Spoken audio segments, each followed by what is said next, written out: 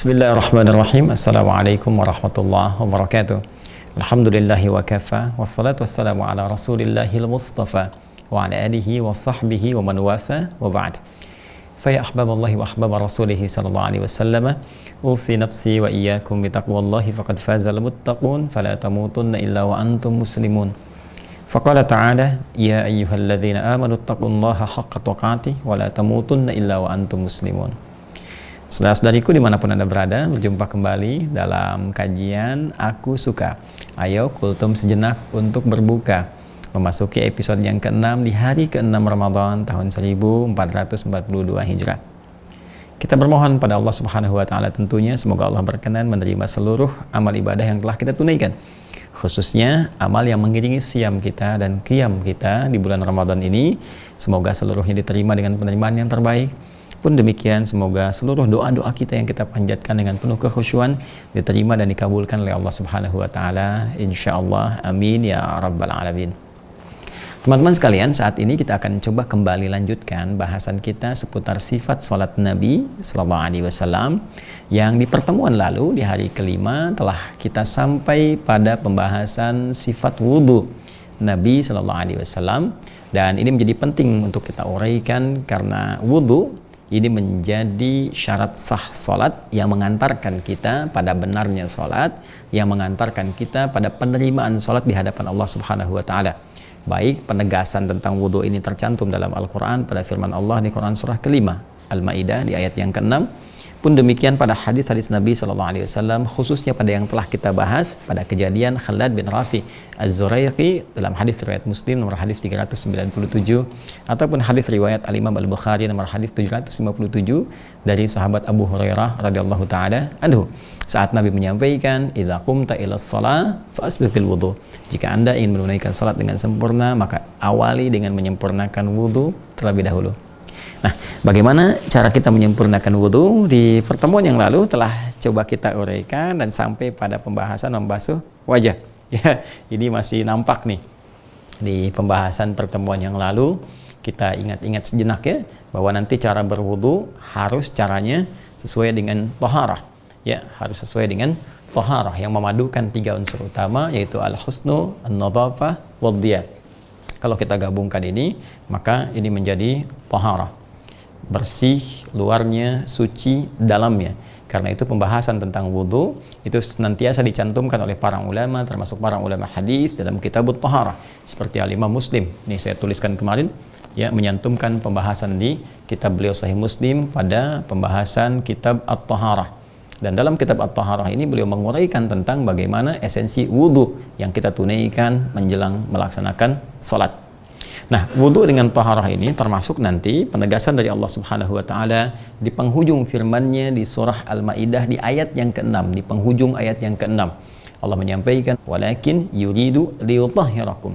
Ya, Allah tidak menginginkan memberi beban pada kalian dalam berwudhu ini, tetapi menginginkan kalian untuk bertaharah. Ya, untuk membersihkan kalian, menyucikan kalian. Karena itu, sifat wudhu ketika kita tunaikan tidak boleh terlepas dari sifat taharah ini. Ya, dengan 2 keadaan utama, yaitu nadhafah, untuk bisa membersihkan secara sempurna bagian luar secara fisikal yang dibasuh, ya. Kemudian yang kedua adalah membersihkan bagian dalam, menyucikan ya fungsi-fungsi organ ini yang mungkin melekat kesalahan-kesalahan saat kita gunakan dalam berinteraksi harian, ya. Jadi yang pertama ada fungsi nadhafahnya, ya. Nah, yang kedua memadukan antara husnu dan diya, ya, al-husnu dan al-diya. Nah, ini dia. Ya, sehingga bagaimana wudhu itu melahirkan aura kebaikan, cahaya-cahaya kemuliaan, membaguskan, baik bagus secara basuhannya ataupun membaguskan bagian dalamnya, sehingga suci itu ditunaikan berdasar turunan hadis ini, yang hadis Muslim riwayat sahabat Utsman bin Affan radhiyallahu taala anhu, ya, man tawaddaa fa ahsana al-wudu maka kharajat khatayahu min jasadihi, ya. Jadi kalau seseorang itu berwudu, membaguskan wudunya, maka keluarlah kotoran-kotoran itu dari bagian fisik yang dia basuh ya saat berwudu itu. Bahkan redaksinya sampai ke adharihi, sampai ke bagian kuku-kukunya. Jadi setiap yang dibasuh dari bagian tubuh kita itu keluar kotoran-kotoran yang mengandung dosanya. Jadi bukan fisiknya saja bersih, Ya, seharusnya orang wudhu itu memancarkan kebaikan karena bukan sekedar bersih fisiknya, tapi kotoran-kotoran dosa-dosa yang melekat pada anggota tubuhnya yang digunakan berinteraksi itu juga saat yang bersamaan tanggal dengan tanggalnya air wudhu, dengan jatuhnya air wudhu, maka tanggal pula jatuh pula kotoran-kotoran dan dosa yang melekat di dalamnya. Nah, pertemuan yang lalu kita telah uraikan bagian pertama yang pokok dalam berwudhu. Masih ingat ya teman-teman sekalian? Jadi berdasarkan kadar air yang kita gunakan saat berwudu, maka akan terjadi 3 kejadian. Yang pertama, air cukup untuk disempurnakan keseluruhan, ya, keseluruhan dengan sunnah dan pokoknya. Yang kedua, kadar air yang hanya cukup untuk pokoknya saja. Nah, yang ketiga, yang memang tidak bisa kita gunakan walaupun ada airnya, fa illam tajidu ma'a, dan fatayammamu, kita nggak bisa gunakan air. Wajada di sini bukan hanya menemukan, tapi juga ada airnya tapi nggak bisa menggunakannya. Ya, seperti saya sampaikan kemarin, air melimpah tapi sakit, nggak bisa gunakan air, misalnya kan. Kemudian air terbatas, nggak bisa dipakai karena dipakai untuk hajat tertentu saja. Ya, atau dalam kondisi memang air nggak ada sama sekali, maka fatayammamu, maka gunakan babnya untuk tayammum. Nah, sekarang kita ingin belajar yang pokoknya dulu, teman-teman sekalian. Karena nanti kalaupun sunnahnya sempurna, pokoknya tidak bermasalah. Ya, contoh misalnya kumur-kumur itu sunnahnya, kumur-kumurnya bagus tapi membasuh wajahnya nggak sempurna, maka bermasalah, ya kan? Nah, ini ada 4 yang pokoknya itu. Ini mengambil dari Quran surah ke-5 Al-Maidah di ayat yang ke-6. Ya, ya ayyuhalladzina amanu, hai semua orang beriman, dipertaruhkan imanmu di sini menjadi parameter kebenaran wudu. Kemudian idza qumtum ilas shalah, jika engkau ingin menyempurnakan salat, ya, faghsilu wujuhakum, maka mulai pertama berwudu dengan membasuh wajahmu. Ini telah saya terangkan. Bagi yang Anda baru bergabung saat ini, mohon izin untuk bisa mengecek di episode yang lalu. Yang telah punya buku itu, ya, catatan penuntut ilmu spesial Ramadan, tinggal Anda scan saja di hari yang ke-5 barcode-nya, ya, scan, nanti akan muncul tayangan yang kemarin, dan Anda lihat bagaimana kami menunjukkan proses untuk membasuh wajah. Nah, wajah telah selesai, sekarang kita masuk pada bagian yang kedua, wa aydiyakum ilal marafiq. Wa aydiyakum ilal marafiq, dan tanganmu. Lihat baik-baik ya, lihat harokatnya. Wa aydiya, nih, wa aydiyakum, ada harokatnya fathah. Ya, ini waw ataf. Waw ataf tuh huruf yang berfungsi mengikutkan hukum dari informasi yang disampaikan setelah huruf waw itu pada yang sebelumnya. Ya, jadi ini ada huruf waw, ada informasi yang disampaikan setelahnya. Ya, aydiyakum ilal marafiq, tangan sampai siku. Hukum ini diikutkan pada kalimat sebelumnya. Ini informasi sebelumnya. Faghsilu, nah ini diikutkan pada perintah ini, maka basuhlah, ya kan? Faghsilu, basuhlah, karena ini fi'il amr, maka yang terletak setelah fi'il amr harus nasab, ya, harus mansub, harokatnya nasab yaitu fathah. Maka di sini wujuha, kan, wujuhakum, niha, faghsilu wujuhakum, ini pun ikut aidiya, ya kan, pakai fathah, harokatnya sama-sama fathah. Nah, sekarang perhatikan baik-baik bagian kedua, ya, wa aidiyakum, karena wa-nya ini ikut kepada sebelumnya, itu ghasala, berarti masih serupa seperti yang kemarin. Saat akan membasuh wajah, yaitu ambil airnya seperti ini, ditumpahkan itu kan ke tempat yang akan dibasuh. Kalau kemarin wajah, ya, dengan penekanan kepada jari di telunjuk dengan ini ibu jari itu yang telah kami terangkan. Nah, sekarang akan masuk ke tangan. Sebelum masuk ke sini, saya ingin tunjukkan dulu bagian-bagian tangan, karena nanti di syariat itu detail sekali. Tangan itu ini, teman-teman, dari jari-jari sini sampai ke sini. Ini tangan dari sini sampai ke sini. Ya. Namanya yad. Jelas ya? Apa namanya? Yad, yadun. Ya, ya dan dal, yadun. Jamaknya disebut ID. Ya, jamaknya ID. Ya, hamzah, ya, dal, ya. Yadun jamaknya ID. Dari sini sampai ke sini.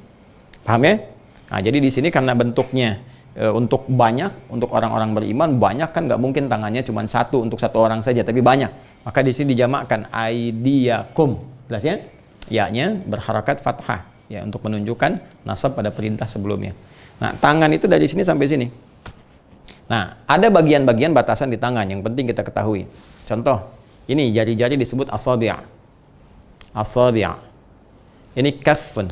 Ya, kaffun. Ini bagian dalam ini ya. Bagian dalam ini kaffun. Telapak. Kemudian di sini pergelangan. Ya, pergelangan itu rusghun. Ra, sin, ghain, rusghun. Ya. Kemudian sampai ke sini. Siku, mirfaq, jamaknya marafiq. Ya, mirfaq jamaknya marafiq. Paham ya? Baik, mirfaq jamaknya marafiq, sampai ke sini nanti katif, ya, dada sampai bagian sini.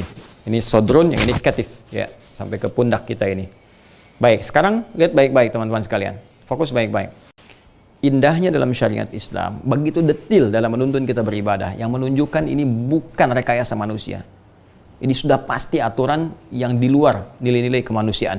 Ya, ini pasti di luar pemikiran manusia. Wajar karena semua ajaran yang kita kerjakan dalam Islam, ibadah kita semua bersumber dari petunjuk Allah Subhanahu wa taala. Karena itu diatur sedemikian detil. Ya, karena dalam Islam aturan-aturan tentang tangan itu spesifik. Misalnya saat takbir, bagaimana tangan kita diangkat itu, ya sejajarnya seperti apa. Ya saat bersedekap misalnya ya, disebutkan langsung kita bisa menutup telapak gitu ya, menutup dengan punggung, atau nanti ini rusgun ala rusgin, pergelangan ketemu dengan pergelangan begini, disebutkan detil. Nah, termasuk dalam wudhu pun kita akan saksikan bagaimana Al-Quran memberikan batasan detil kepada kita. Tangan, kalau kita sebutkan tangan yadun sampai sini, ya kan? Aidiakum. Tapi ketika Al-Quran memberikan batas, ilal marafiq, jamak dari mirfaq, berarti sampai sini. Jelas ya? Sampai siku di sini, sampai siku. Karena ayatnya menyampaikan wa aidiakum, dan basuhlah tangan kalian itu ilal marafiq, sampai siku. Nah, ini menggunakan konteks sinekdoque temporo parte, menyebutkan semuanya dulu ya, tangan dalam konteks yang umum, tapi yang dimaksud sebagian, yaitu dari batasan jemari sini, karena di sini ada takhsis, ada pembatasan ilal marafiq, sampai siku di sini. Nah, jadi yang disebutkan oleh Al-Quran ketika akan membasuh, ambil airnya, basuhlah kemudian dari tangan ini, ya dari jemari sampai dengan siku di sini. Paham ya? Nah, ini satu. Dua, dalam pembasuhan ini Al-Quran menggunakan mula sampai ke ujung, batas awal ke akhirnya, itu digunakan kata ila di sini. Ya, ilal marafiq, sampai ke siku. Ya, kalau saya katakan begini, ana adhab ila Jakarta. Ya, ana adhab min Bekasi ila Jakarta. Saya akan pergi dari Bekasi ke Jakarta. Ya kan? Ana adhab min Bekasi ila Jakarta, atau ana adhab ila Jakarta. Saya akan pergi ke Jakarta. Nah, sekarang pemahamannya kan berarti saya berangkat dari Bekasi dulu kan? Saat ini saya dari Bekasi, saya akan pergi ke Jakarta. Berarti Jakarta tujuan akhir, ya kan?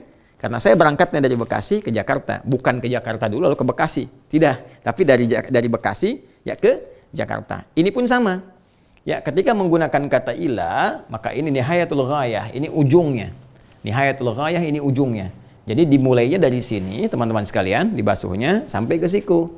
Jadi bukan dari siku ke bawah. Saya agak kurang sepakat ya. Kita menghormati mungkin perbedaan, tapi kalau kita melihat dalil yang kita sampaikan ini, ya, yang kita dapati dari Al-Quran langsung, dan pemaknaan kebahasaannya menunjuk kepada hukumnya, kita dapati bahwa yang dimaksud basuhannya itu dari sini, jemari sini, sampai ke siku. Jadi bukan dari siku ke bawah. Bukan buka keran, kemudian diusap-usap begini. Ya, jadi bukan dari siku ke sini, turunkan ke bawah begini, bukan. Ya, jadi yang dimaksudkan ambil airnya begini. Ya, setelah itu tumpahkan, kebanyakan dibasuh dari mulai jari sini. Jari sampai ke siku gini. Jadi jelas ukuran air kan jatuhnya ke sini tuh. Ya. Jatuh ke sini, kemudian basuhkan sempurna ke sini. Sekali, kan? Nah, kemudian coba 2 kali, ya. Nah, baik ya. Paling banyak 3 kali. 3 kali itu maksudnya begini teman-teman. Itu ukuran banyak yang kiranya memenuhi basuhan, ya. Jadi sebetulnya kalau misalnya cukup sekali, 2 kali pun kalau sudah terasa rata bisa cukup, nggak ada masalah, selesai. 3 kali itu batas masa sih sampai 3 kali belum rata-rata gitu kan? Ya kan? Nah, faman zada faqad asa Abul Qasim, hadisnya mengatakan siapa yang berlebihan pakai airnya, dia telah bermaksiat kepada Nabi sallallahu alaihi wasallam. Artinya melanggar ketentuan Nabi. Nabi nggak ngajarin begitu. Nabi ngajarin air yang secukupnya, nggak berlebihan, itu kan? Karena itu penting kami sampaikan. Begitu kita mengambil bagian airnya, kemudian ditumpahkan oleh kita, ya kan? Tumpahkan, basuhkan dulu. Nah, kemudian setelah itu ambil lagi. Kalau merasa belum rata, ratakan kembali, gitu kan? Nah, ratakan kembali, terus, itu kan? Nah, kalau kita belum merasa meratakan, terus sampai dengan 3 kalinya itu. Ya, baik. Nah, penting teman-teman untuk disadari bahwa saya mau tanya begini. Ini dari jari ini, kemudian sampai tangan sampai siku, yang sering kita gunakan beraktivitas itu yang mana? Ini kan? Ya kan? Hah? Dan jarang ada orang berinteraksi dengan menggunakan sikunya kan? Saya belum temukan orang misalnya ngetik pakai siku begini. Ya pasti begini kan? Nah, bikin status begini misalnya, nggak ada, pasti begini. Nah, ini kan sering berbuat salah nih. Ya kan? Menulis sesuatu yang salah, nyantumin komen yang merugikan orang lain, ya, atau menyindir perasaan orang lain dan sebagainya, bikin hoax dan seterusnya. Ini kan ini yang berperan nih. Ya. sembarangan. Yang suka periksa-periksa WhatsApp suami atau suami periksa-periksa punya istri, ya hitung-hitung dompet, isi dompet suami atau sebaliknya, ya dalam konteks yang tidak dibenarkan dan sebagainya. Ini intinya ini, ya jemari ini.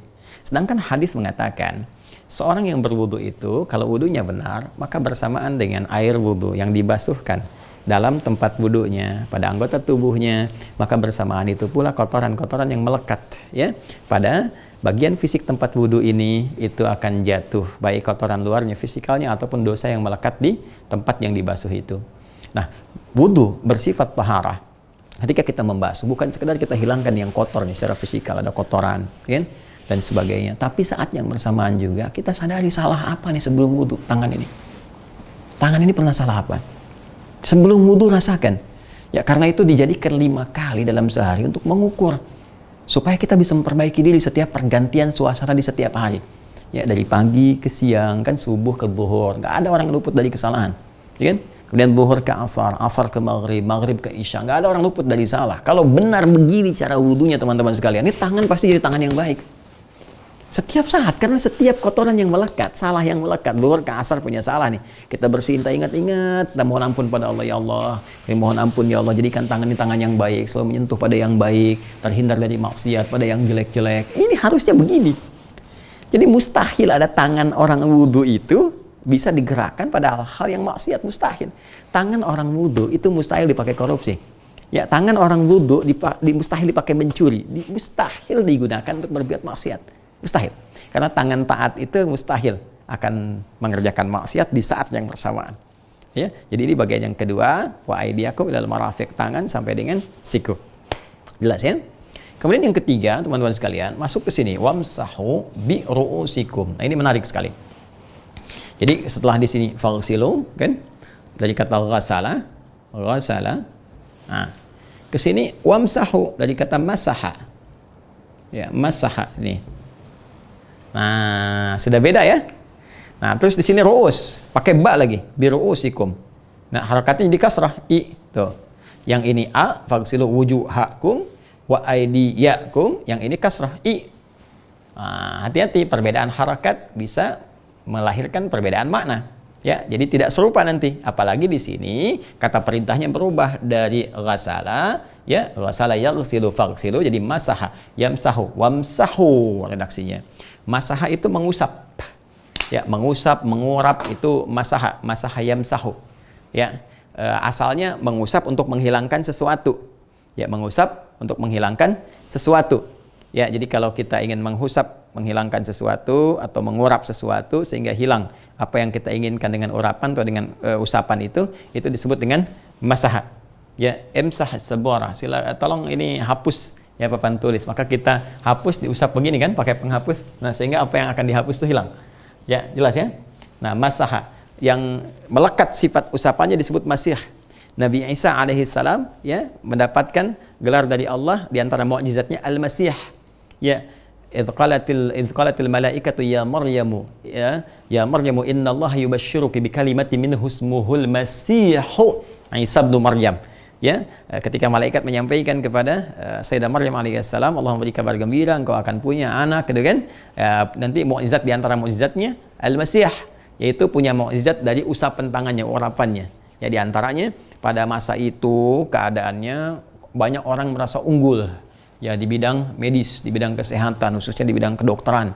Jadi segala penyakit merasa bisa disembuhkan dan sebagainya. Nah, kalau sudah merasa punya ilmu manusia tinggi begitu, abai pada yang lain, maka di antara mukjizat Nabi Isa alaihissalam itu disesuaikan dengan kepentingan zamannya. Ketika unggul di bidang itu, diberikanlah kemudian bagian pengobatan pada satu penyakit yang nggak bisa disembuhkan secara medis pada waktu itu. Ya, makanya ketika datang Nabi Isa alaihissalam, ya diusap, yang dokter nggak bisa menyembuhkan, medis nggak bisa menyembuhkan, ada penyakit yang melekat pada kulit, itu diusap bisa sembuh. Ya, dengan izin Allah Subhanahu wa taala. Dalam beberapa kasus-kasus tertentu bahkan penyakit ekstrim, bahkan pada titik yang mustahil manusia bisa mendapatinya karena ini kuasa Allah Subhanahu wa taala. Jadi bukan karena Nabi Isa-nya, karena Allah. Karena itu Allah mengatakan ya melalui firman-Nya disampaikan pada Nabi Isa biidznillah. Ya biidznillah dengan izin Allah Subhanahu wa taala. Diusap sembuh. Karena itu mendapatkan gelar Al-Masih ya, yang mengurap, yang mengusap dengan itu penyakit sembuh. Itu mukjizat. Semua nabi punya mukjizat sesuai dengan masanya. Ya kan? Nabi Muhammad SAW karena kemampuan umatnya pada saat itu banyak yang di bidang sastra tinggi sekali, hebatnya luar biasa. Kalau berkata itu indah, tinggi, kemudian sastranya, maka turun Al-Quran dengan mukjizat yang sangat dahsyat, melebihi bidang sastranya, ya, nilai peradaban, nilai keilmuannya, segala hal, dan tanpa batas, tanpa dimensi, terus ya sampai dengan kehidupan berakhir. Jadi disesuaikan dengan kepentingan umatnya, keadaannya, bagaimana sifat dan karakteristiknya. Nah, ini masah.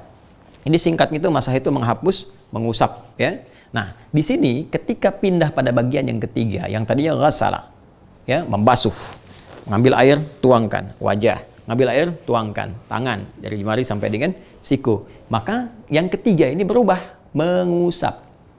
Ingat ya, mengusap. Jadi bukan ghasala lagi. Kalau mengusap artinya apa? Ambil air secukupnya, ya, percikan dulu begini. Ya, percikan begini, kita ambil secukupnya, percikan dulu begini, baru diusapkan ke tempat yang akan kita usapkan, bagian dari tempat wudhu itu. Apa itu? Biru'usikum. Ini biru'usikum, jamak dari kata ra'sun. Nih, jamak dari kata, kita hapus dulu ini teman-teman sekalian, jamak dari kata ra'sun. Ini ya. Jamak ru'us. Ra'sun itu kepala. Ya, ra'sun itu apa? Ra'sun itu kepala. Ya, jamaknya ru'us. Jadi di sini Quran tidak menyebutkan rambut, tapi kepala. Adil Allah kan? Sangat adil. Wah, kalau disebutkan rambut misalnya wamsahu bisyu'urikum, ya, atau bi'asy'arikum, maka usaplah rambut-rambut kalian. Oh, berarti nggak adil di sini. Gimana kalau nggak punya rambut misalnya? Ya kan? Jadi repot kan? Atau kondisi tertentu rambutnya nggak tampak, kan repot gitu. Tapi ketika Allah menyebutkan wamsahu biru'usikum, semua punya kesempatan, setiap hamba.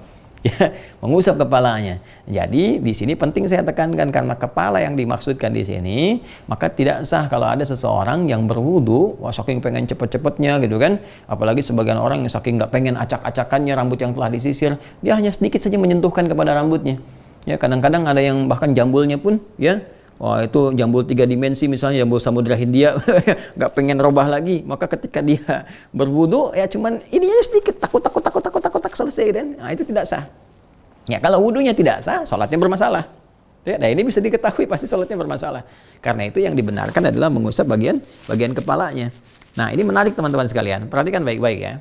Di sini saat akan mengusap bagian kepala, ini menggunakan huruf ba. Nih, bi ru'usikum. Ini ya, ada ba-nya nih. Wah, ini indah sekali diksi Al-Quran ini. Mudah bagi Allah, wamsahu ru'usakum, ya kan? Tapi di sini menggunakan ba. Ba ini kalau kita ngaji tentang fungsi huruf ba, setidaknya ada 14 fungsinya. Ya, ada kitab namanya Mughnil Labib an Kutubil A'arib, karya Ibnu Hisham. Ya. Mughnil Labib an Kutubil A'arib. Sini aja tuliskan.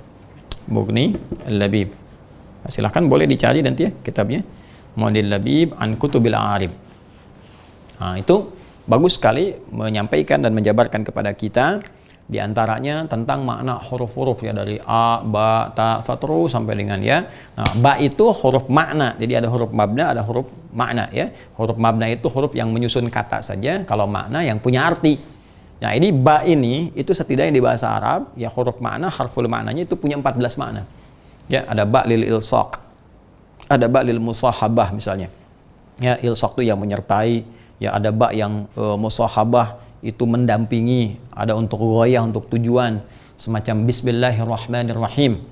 Ya, ba-nya di situ apa fungsinya? Ya, ada ba-nya pertama untuk ghayah, tujuan, af'ala hadza bismillah, karena Allah. Ya, kemudian setelah mengerjakan itu, kalau bismillah kita merasakan ilsaq, ya, musahabah itu dipantau oleh Allah, lekat dengan kita pemantauannya. Jadi kalau ada orang-orang misalnya mau minum, Bismillahirrahmanirrahim, dia ucapkan Bismillahirrahmanirrahim atau Bismillah, maka saat minum itu dia merasa diawasi oleh Allah. Makanya orang yang baca Bismillah, mustahil dia minum yang diharamkan Allah. Gak ada orang minum whisky pakai Bismillah, Bismillahirrahmanirrahim buat ngurangin dosa dikit, gak ada. Ya, mustahil. Ya, orang korupsi pakai Bismillah itu mustahil. Kenapa? Ya, kenapa? Karena ketika dia mengucapkan kalimat Bismillah, kalau dia paham, artinya dia merasa diawasi Allah. Jadi kalau ada orang korupsi pakai bismillah, keterlaluan tuh orang tuh, lebih terlalu daripada setan. Itu lebih aneh dibandingkan dengan setan. Ya, setan aja ketika ada perbuatan yang kita bacakan, ya, misalnya Quran kah itu atau nama Allah, dia menjauh. Ini korupsi baca bismillah. Berarti itu lebih dahsyat dibanding setan itu. Ya, sekali lagi, setan dibacakan Quran lari. Setan dibacakan ayat Allah, disebut nama Allah, lari. Ini orang mengerjakan kejahatan, baca nama Allah, berarti lebih jahat dibanding setan. Paham ya? Nah, balik lagi ke sini ya, balik lagi ke sini. Jadi ba di sini fungsinya banyak. Ada ba lagi menunjuk kepada tab'id, sesuatu yang menunjukkan pada sebagian.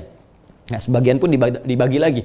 Ya, at-tab'id ma'al hudud, at-tab'id bin dunil hudud. Ya, sebagian dengan batasan-batasan, sebagian tanpa batas.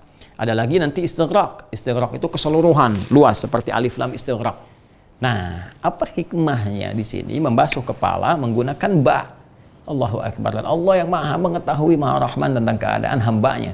Karena ternyata boleh jadi setiap keadaan kepala kita itu mengalami situasi berbeda-beda. Ya, kalau kita nampak dalam keadaan yang umum sifatnya, nggak ada persoalan misalnya, mohon maaf, yang menimpa perempuan misalnya kan ketika akan berwudu tempatnya bisa terbuka untuk perempuan saja, ya tidak harus khawatir terbuka aurat dan sebagainya, atau laki-laki pada umumnya nggak ada masalah, nggak ada luka di bagian kepalanya, maka kita bisa basuh teman-teman sekalian dan arahkan basuhan ini untuk usapan. Ya, ambil airnya, kemudian kita usapkan, percikan, ambil untuk mengusap, maka kita bisa usapkan keseluruhannya. Mohon izin ya, saya buka misalnya ya. Nah, bismillah, jadi saya simpan dulu. Nah, jadi kita bisa ambil airnya, kemudian kita percikan dari sini. Ya, kita usapkan dari bagian depan sini, ya sampai dengan ke belakang sini, ya, bagian kepala. Lalu kita kembalikan lagi ke depan. Nah, kurang lebih demikian, ya. Ambil, percikan, kemudian bagian depan sini, nah ke belakang sini, bagian kepala, ya, dibalikan lagi ke depan sini. Jelas ya? Nah, itu mengusap. Baik, nanti ada di riwayat lain bisa langsung ke telinga, ya. Tapi nanti itu kita ambil pokoknya dulu, nanti kalau kita sempurnakan di akhir, tambah dengan sunnah. Nah, ini kalau tidak ada persoalan. Nah, kalau sekiranya ada persoalan misal, qadar Allah, ya qadar Allah, ada ujian misalnya kan, ada satu penyakit di kepala. Ya, ada sakit tertentu yang nggak boleh kena air misalnya. Nah, maka ba ini sangat berperan. Ya, jangan langsung tayamum, ba sangat berperan. Anda bisa ambil airnya, percikan sedikit, lalu kemudian Anda usapkan ke bagian yang tidak harus terkena luka, yang masih boleh terkena air. Ya, maka misalnya bisa menggunakan bagian yang terbatas dulu. Kalau memungkinkan bagian terbatas dari sini sampai ke ubun-ubun di sini. Ya, jadi Anda usap di sini sampai ke sini. Itu sah. Ya, itu sah. Jadi sampai ke sini. Nah, ini bagian pertama. Ya, jadi at-tab'id ma'al hudud, ya ma'al had. Jadi diusapkan sampai batas di sini. Ya, kalaupun di sini ada persoalan misalnya, ya di sini kena misalnya kan karena ada musibah tertentu di kepala, nggak boleh kena air bagian ininya, maka berlaku at-tab'id min dunil hudud. Ya, sebagian tanpa batasan. Maka Anda bisa misalnya usap yang penting bagian kepala. Ini kan kepala nih, masih bisa. Ini bisa. Ini bisa. Loh, kok wudunya begitu, Ustaz? Anda yang harus belajar, Cepi. Ya, jadi jangan karena nasnya begini Anda harus ikutkan kepada Anda. Tidak. Agama itu bukan akal Anda. Agama bukan pemikiran. Agama adalah bagian dari apa yang Allah firmankan kepada kita untuk diikuti dan memberikan kemudahan. Ya, agama datang untuk memberikan kemudahan, tapi bukan untuk dimudah-mudahkan dan bukan untuk mempersulit keadaan diri kita. Jadi kalau kita melihat orang yang wudunya misalnya begini, ya ini yang diusap begini atau ini diusap, ini husnudzon, oh mungkin di kepalanya ada luka atau ada apa sehingga dia mengusap yang lain. Jangan Anda katakan aliran lain tuh, bid'ah tuh. Bukan di situ bid'ahnya, Anda yang belum tahu ilmunya. Ya, maka penting kita untuk belajar. Termasuk akhwat misalnya. Ya, akhwat. Kalau akhwat itu perempuan. Ya, kalau laki-laki ikhwan. Baiknya kalau laki-laki ikhwan. Jadi jangan sampai para akhwat siap. Nah, itu laki-laki, ya. Jadi laki-laki ikhwan. Kalau digabungkan laki-laki dengan perempuan ikhwah, ya. Nah, kan akhwat pakai kerudung kan? Nah, di kerudung kadang-kadang ada satu kondisi situasi yang ketika dia akan berwudu misalnya, mohon izin, mohon maaf ya ada kondisinya yang nggak terbuka sepenuhnya atau nggak bisa buka kerudung sepenuhnya gitu kan. Nah, Anda bisa mengambil bagian airnya kemudian diusapkan bagian kepala di sini. Ya, itu sah hukumnya. Itu sah hukumnya. Ya, misal kalau di pesawat agak kesulitan dibuka semuanya gitu kan, tapi ini bisa disingkap di dalam karena sendirian, tapi ini sulit bisa. Ya, ini untuk dibasuh kemudian bagian kepala cukup begini. Ya. Nah, ingat ini namanya masaha. Kalau nggak salah, ambil air, tumpahkan di kerudung begini. Repot kan? Makanya indahnya Allah menggunakan kata masahwamsahu birausikum dan usap. Ya, dari bagian kepala itu. Paham sampai sini? Ingat, itu baru nafafahnya. Sekarang untuk mendapatkan cahayanya gimana? Diyanya, husnunnya, taharahnya. Maka coba kita pikirkan, ingat-ingat kembali dosa apa sih yang sering dicerna oleh pikiran kita. Ini kan jembatan nih, pikiran akalnya jembatan dari hati kita yang memberikan perintah. Ya kan? Hati ini kalau baik terus dicerna ke dalam pikiran kita, langsung ditembuskan sepersekian detik nyambung ke seluruh organ tiga. Seluruh organ kita, kaki bergerak, tangan beraktivitas, mata memandang, cepat sepersekian detik. Tapi kan banyak juga keadaan-keadaan tertentu yang membuat pikiran kita itu jadi salah langkah. Ya, salah berpikir, salah menyimpulkan. Karena salah berpikir itu akhirnya salah bertindak. Ya, salah menduga, ya pikiran yang salah karena praduga disebut dengan su itu kan jelek. Ya, menduga itu dugaan dzan, maka ada muncul istilah su'udzan. Itu kan? Hati-hati, ada husnudzan, ada su'udzan. Nah, itu sesuatu yang salah. Bahkan Allah menegaskan inna ba'dadh-dzan itsm. Ya, sebagian dari dugaan itu, sebagian dari prasangka itu kan dari pikiran kita. Ya, dari suasana hati kita, tembusan ke pikiran kita, jadi menyangka. Jadi ketika orang mengatakan gini, nggak nyangka ya Ustadz Adi, nah itu sedang nyangka. Jadi ketika Anda mengatakan nggak nyangka, itu sedang nyangka. Ya, maka ada beberapa suasana pikiran kita yang kadang mesti dibersihkan. Pikirkan kembali, ingat-ingat, saya salah pandang nih pada istri saya salah menyimpulkan pada anak saya. Ya, sehingga ini melahirkan perilaku yang tidak benar. Ternyata dia tidak seperti itu. Ternyata kawan saya pun ternyata baik dan sebagainya. Saya suudzon selama ini. Nah, ini bersihkan. Jadi ternyata dari pikiran yang bersih itu lahirlah kemudian tindakan-tindakan yang mulia, yang bersih, yang baik. Maka wudhu itu sebetulnya indah, teman-teman sekalian. Luar biasa indah. Jadi kalau orang benar wudhunya tuh, cukup wudhu pasti baik. Asal benar wudhunya. Ya, asal benar wudhunya. Yang terakhir, yang keempat adalah diantara yang pokok itu kembali wa arjulakum. Nah, ke A lagi nih, wa arjulakum. Nah ini. Wa arjulakum. Ini kan waghsilu wujuhakum A. Faghsilu wujuhakum A wa aydiyakum A. Wamsahu biru'usi I. Ya. Nah, terus terakhir muncul lagi wa arjulakum yang keempat. Ini kan wawunya kemana nih nyambungnya? Tadi kan saya sebutkan di awal kan, waw ini ataf. Huruf yang mengikutkan ya hukum pada informasi yang disampaikan setelah huruf itu kepada kalimat sebelumnya. Sebelumnya ini kan mana nih? Apakah yang ketiga, ke yang kedua, ke yang satu? Ya, lihat harokat setelahnya. Jadi setelah huruf waw ini ada kalimat, lihat harokat sebelum akhirnya. Kalau ini kan kata ganti kum itu. Ya, lihat wa arjula. Nah, karena inilah maka ikutnya ke sebelumnya sama dengan yang dua. Berarti ikut ke yang satu ke sini. Faghsilu. Kalau ini wa arjulikum berarti ikut ke sini. Nah, karena inilah berarti hukum untuk membasuh kaki arjul, ya jamak dari kata rijlun, kaki. Hukum untuk membasuh bagian yang keempat yang pokok yaitu kaki, karena ini sama-sama harokatnya A, berarti ikutnya ke sini ke faghsilu. Kalau dia I, berarti ke wamsahu di sini karena pakai ba setelahnya di sini. Ya kan? Nah, karena dia menggunakan fathah, ya, wa arjulakum berarti hukum membasuh kaki itu sama dengan hukum membasuh wajah. Membasuh tangan sampai siku, sama-sama dibasuh bukan diusap. Ya, artinya apa? Artinya proses membasuh kaki itu mengambil airnya kembali, ya, lalu ditumpahkan di tempat yang akan dibasuh. Yuk, sambil duduk biar kelihatan lebih jelas gitu kan? Bagaimana kita akan membasuh kaki? Lihat teman-teman sekalian ya, fokus ya. Wa arjulakum ilal ka'bain. Ya kan? Kaki sampai mata kakimu. Ingat, sampai mata kaki. Jadi dari kaki di sini sampai ke sini. Jadi bukan dari mata kaki dulu diturunkan, ya, dari kaki di sini, ya. Nah, makanya ketika kita akan basuh ini kita ambil airnya dulu, fokus baik-baik, ambil air, ya. Biasanya di Arab kan suka ada tempat untuk duduk ya, di tempat wudhunya itu, atau beberapa masjid di Indonesia juga ada yang coba meniru. Nah ini cukup bagus untuk membasuh kaki supaya kita tidak mengangkat salah satu dan ada keseimbangan ya. Jadi kita ambil dulu kalau ini keran. Ya, atau bisa menggunakan misalnya gayung atau mud untuk ukuran yang cukup untuk kita berwudu seperti Nabi pernah mengajarkan. Jadi kita buka ya keran, jangan berlebihan tentunya. Saya biasanya kalau suka buka begini, ambil, tutup lagi begini. Ya, supaya airnya tidak terus mengocor atau misalnya kita kecilkan supaya tidak terlalu banyak yang keluar.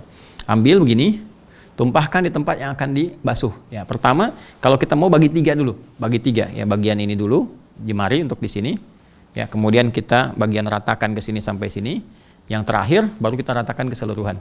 Ya, 3 kali basuhan. Jadi kita ambil pertama, kita contohkan, ambil dulu. Lalu kita basuhkan ke sini. Biasanya saya demikian. Lalu ini di sela-sela dulu nih, teman-teman sekalian. Ambil. Nah, sela-sela begini. Ya, yang di sininya. Ya, pakai ini lebih mudah pakai kelingking. Ya, kenapa nggak pakai jempol Ustadz? Kebesaran. Ya, jadi kita yang simple aja digunakan ini, teman-teman. Kalau mau panggil sini, bisa gunakan di sini misalnya kan seperti ini, ya. Atau mau boleh pakai yang kiri juga, kalau tergantung kemudahannya aja. Ini kita gunakan di sini, ya, bersihkan. Terus sampai di sini nih, ya bagian kuku nih khususnya di jempol, ya di samping-sampingnya kita bersihkan seperti ini. Nah sampai demikian.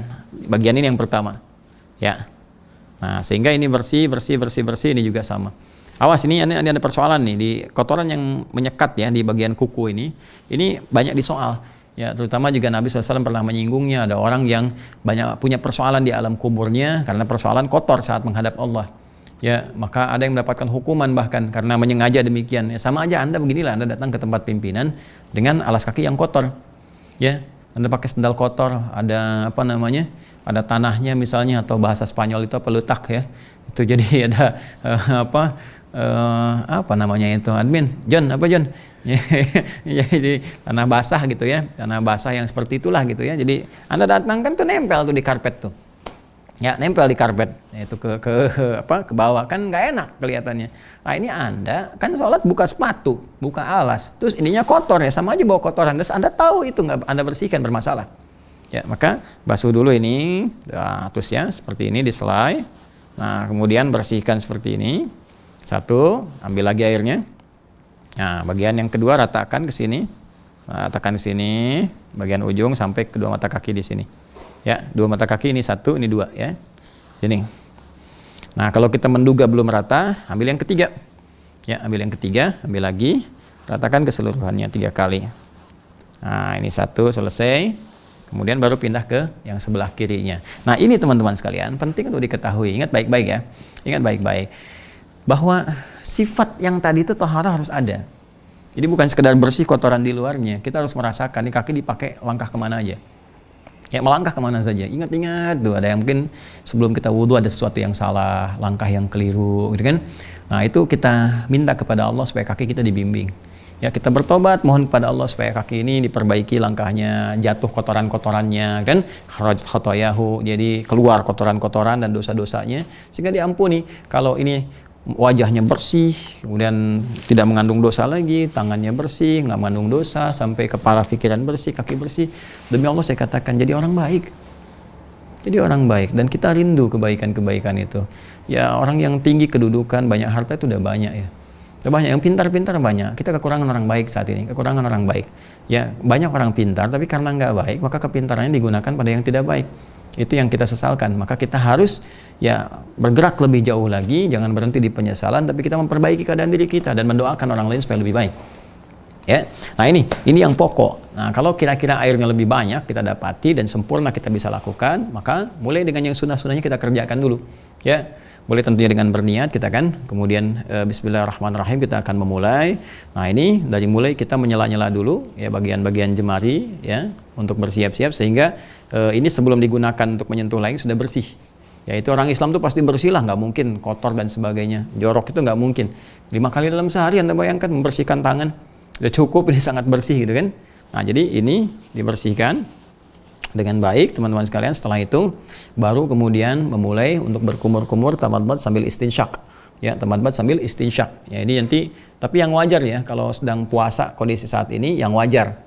Ya kumur-kumur wajar, istinsyak pun jangan terlalu dalam. Kalau nanti terambil misalnya terlalu dalam, itu masuk tenggorokan bisa membatalkan. Ya kalau dia sengaja terlakukan. Jadi cukup di luarnya saja untuk saat ini, nggak perlu dihirup terlalu dalam. Khawatirnya masuk ke dalam untuk membersihkan bagian yang hidung. Jadi kumur-kumur, gitu kan? Nah ini ambil, kemudian ini kan ke hidung sebagian keluar, ya kemudian dikeluarkan. Nah itu juga sambil taharahnya tadi keluar. Jadi kita merasakan apa yang dikerjakan oleh lisan kita yang kadang nggak benar dan sebagainya ya, supaya kotoran-kotoran dosa-dosa yang melekat pada lisan ini keluar juga bersamaan dengan kotoran-kotoran fisik yang keluar di mulutnya ya, termasuk di hidung. Nah ini kalau kita bagus nih kayak flu, kayak macet hidung tersumbat misalnya kan atau apa, ini cepat keluar. Ya, insya Allah kumur-kumur nggak membatalkan wudhu ya, kecuali pakai sirup misalnya. Nah, itu bisa membatalkan. Ya, tapi kita biasa selesai. Kemudian dari kumur-kumur kita bersiap untuk membasuh wajah seperti tadi saya sampaikan ya. Ambil airnya, kemudian ke wajah ya. Ini. Anda bisa bagaimana, tapi saya biasanya begini. Ya, buka begini, kemudian ke tengah lagi. Nah, ini yang jemari telunjuk seperti ini, membersihkan ini ya. Kemudian yang ibu jari seperti kemarin saya ajarkan ke bagian bawah ke sini, lalu ke dagu dan selai-selai di sini ya. Kemudian 2 kali dan seterusnya. Tangan sampai siku, ambil lagi di sini.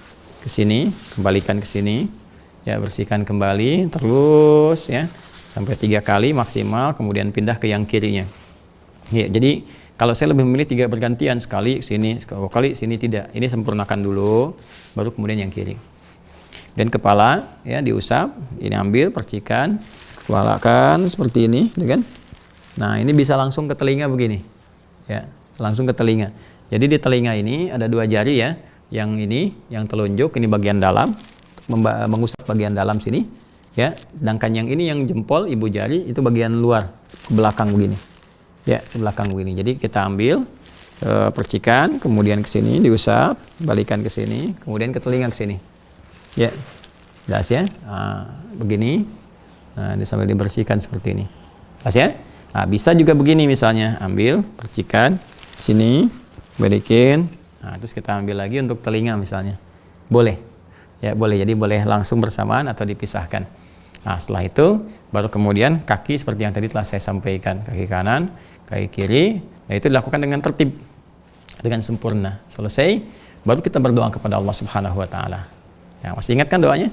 Kan syahadu an la ilaha illallah, syahadu anna Muhammadar Rasulullah, Allahumma ja'alni minat tawwabin wa ja'alni minal mutatahhirin wa ja'alni min ibadikas salihin. Ya kan? Allahumma ja'alni minat tawwabin, ya Allah, jadikan aku dengan wudu ini termasuk orang-orang yang taubat. Allahu Akbar. Saya katakan, kok baru wudu tapi doanya taubat gitu kan? Taubat. Karena tadi esensi wudu itu membentuk kepribadian yang baik, bersih, suci. Karena kita akan menghadap Allah dan mungkin wafat.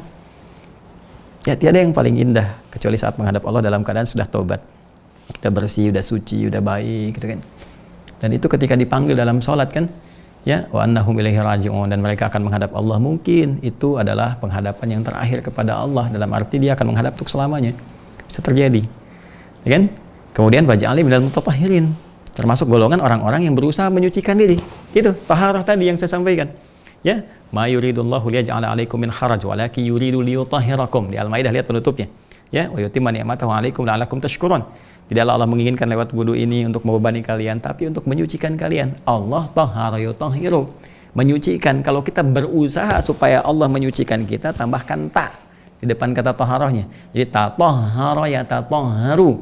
Orangnya disebut mutatahhir, jamaknya disebut mutatahhirun, nasab jarnya disebut mutatahhirin. Ya, kalau kita memohon, waj'alni ya Allah minal mutatahhirin, ya Allah jadikan kami termasuk orang-orang yang berusaha selalu untuk menjadikan diri kami dalam keadaan bersih dan suci. Jadi kita itu berwudu, berusaha supaya bersih dan suci.